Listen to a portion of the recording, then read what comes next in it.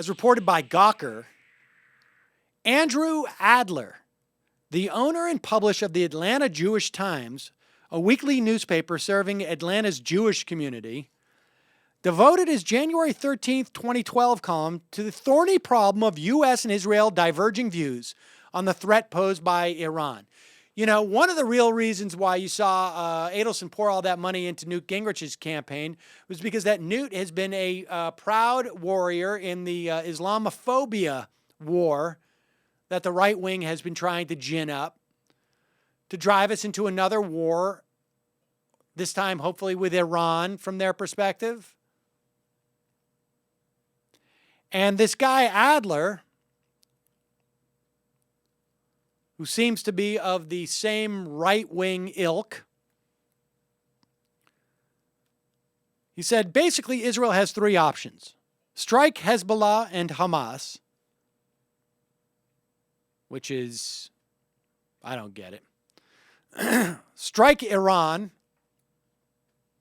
which makes no sense. Or, option number three, quote, order a hit on Barack Obama. He says specifically, 3, give the go-ahead for U.S.-based Mossad agents to take out a president deemed unfriendly to Israel in order for the current vice president to take his place and forcefully dictate that the United States policy includes helping the Jewish state obliterate its enemies. Excuse me, what? Hey, what happened? So Gawker said it's hard to tell whether or not Adler is some crank, but the Atlanta Jewish Times seems to be a real community newspaper. He purchased it in 2009, has a circulation of 3,500 and a staff of 5. And this reporter, Cook, called up Adler on the phone. And this is how he relates his conversation. A nervous Adler told me over the phone that he wasn't advocating Obama's assassination by Mossad agents. Of course not, he said. But do you think Israel should consider it an option? No, he replied. But do you believe that Israel is in fact considering the option in its most inner circles? No, actually no. I was hoping to make clear that it's unspeakable. God forbid this would ever happen. I take it you're quoting me? Yes.